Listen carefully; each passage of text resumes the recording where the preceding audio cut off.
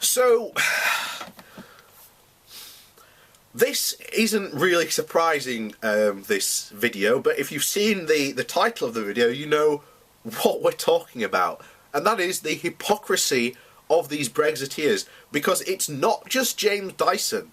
Remember, all these people that were championing Brexit and how wonderful and amazing Brexit Britain is going to be. In fact, you can go over comments from my last videos and you'll always find someone saying that I don't believe in Brexit Britain.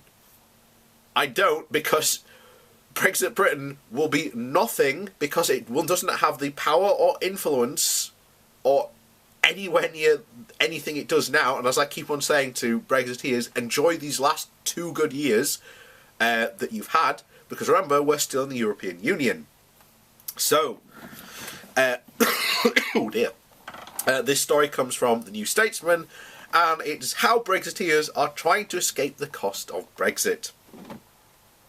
So, one of the cardinal rules of politics is to judge people by their actions, not their words. The Brexiteers are a case in point. James Dyson, the billionaire inventor and Leave supporter, today announced that his company would manufacture its new electric car in Singapore rather than Brexit Britain. But what happened, Mr. Dyson? I thought that Brexit Britain would be unleashed, free from its chains from the European Union. And this is the best part, because only 1 week earlier, Dyson had denounced rival firms for their warnings over a no-deal Brexit, insisting that insisting that it would not change anything. Dyson is far from the first leaver to adopt this opportunistic approach. In July, Jacob Rees-Mogg's investment firm, Somerset Capital, conveniently launched a second Irish-based fund. The Brexiteer reaps a 14 million a month for his work. Earlier this year, the company warned that during and possibly after this period, there is likely to be considerable uncertainty as to the position of the UK and the arrangements which it applies to its relationship with the EU. It added, as the firm is based in the UK and the fund's investments may be located in the UK or the EU, a fund may be affected by the described events above. And in a similar spirit, Tory Brexiteer John Redwood, who earns $180 million a year, a chief global strategist for the investment firms Charles Stanley, advised UK investors in November 2017 to look further afield, owing to the British economy's weakness.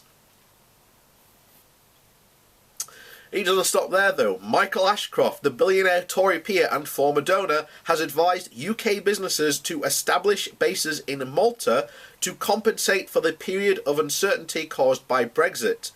Nigel Lawson, who chaired the Vote Leave campaign, has chosen this moment to apply for French residency, having long retained a mansion in Gascony. All of this, to put it mildly, does not resemble a vote of confidence in Britain's supposed golden future. But while those with financial means are advised to shield themselves from the cost of Brexit, voters are told that they must accept any deal or no deal, whatever the cost. Leavers, with some justification, roundly assail the Brussels elite and pampered bureaucrats and overpaid lobbyists. But as they support an economic destructive project with little concern for others' well-being, they resemble the hypocritical establishment that they denounce. I think we are headed to the WTO, and I think the WTO is nothing to be frightened of, Rees-Mogg said trading under World Trade Organization rules. As the Tory MP suggests sounds innocuous, but its consequences would not be. The UK would be left as the only state in the world acting on the basis of pure punitive tariffs. Manchuria, which previously held this status, had recently signed 20 preferential trade agreements. Only for these Brexiteers and their golden parachutes is the future nothing to be frightened of. And that's where we are. And, oh, we're going to get on to what's happening with the WTO. Don't you worry.